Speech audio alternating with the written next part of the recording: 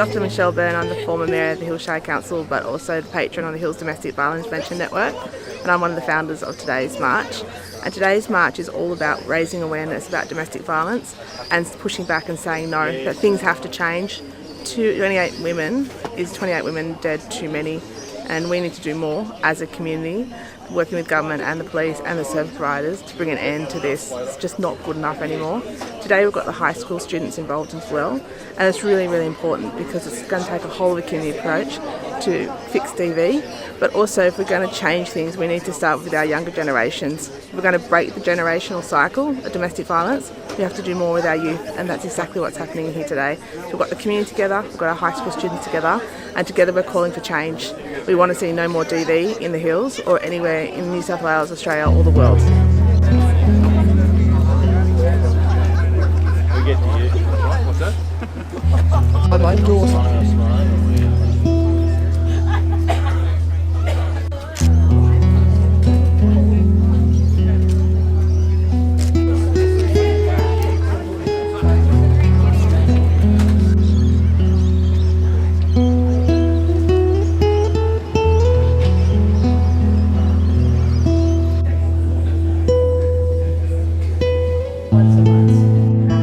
No.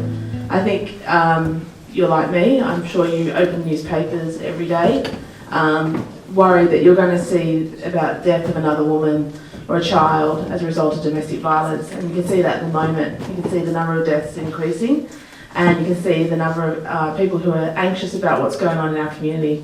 But it's not the only rally that's being held. There are rallies being held at the moment right across the country as the community steps up and says, you know what, something's got to change. What are we going to change, and what are we going to do differently to get a different outcome? Because obviously we can't keep doing the same things and expecting a different result. Is just not going to change. Before I go any further, can I acknowledge a few people? Thank you, Michelle, and she seems to know more about me than I know about myself. I did do athletics. I wasn't a runner, I can assure you of that, and I was a thrower. But anyway, that aside, thank you so much for inviting the Hills Area Command to be a part of today's event. It is something that is very near and dear to all of us as police. My name, did live in the Hills for a while, for about 12 or 14 years in Dural. I've now moved to Hornsby Shire, but am very passionate about this area. I have a lot of connections here. And actually really have enjoyed being back and being part of the community. You are also passionate about this place, and rightfully so. And it makes it easy for me to do my job and work with you to try and enhance opportunities within the community. I think Michelle touched on it a little bit. It's appropriate that we are all here today because the situation that we have with domestic and family violence, as I'm sure you'll agree, is very complex.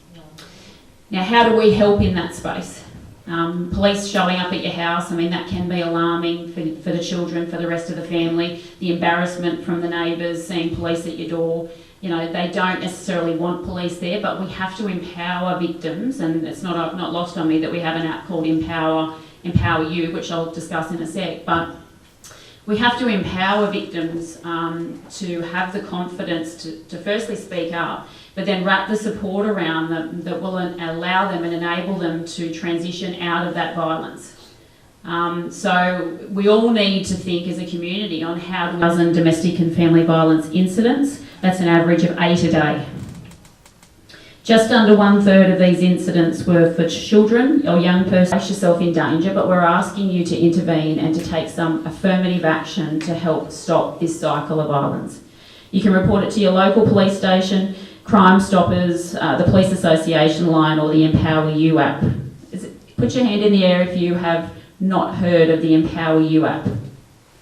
Okay, so I'll talk about that briefly, and I do have a QR code, I think, within my presentation that I'm happy to share should you want to use it. So the Empower You app, it provides a comprehensive list of local domestic family violence support services.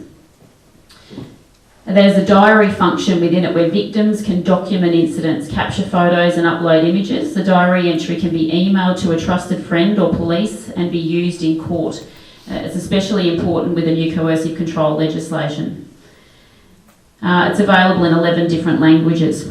So what it does, it really enables those people that probably aren't quite sure at this point if they want to proceed, they want to go and report to police. So obviously from a policing perspective, particularly if they are matters that are reported well after an incident's occurred, finding the evidence and joining the dots to prove what you're saying or what the victim is saying is often quite challenging.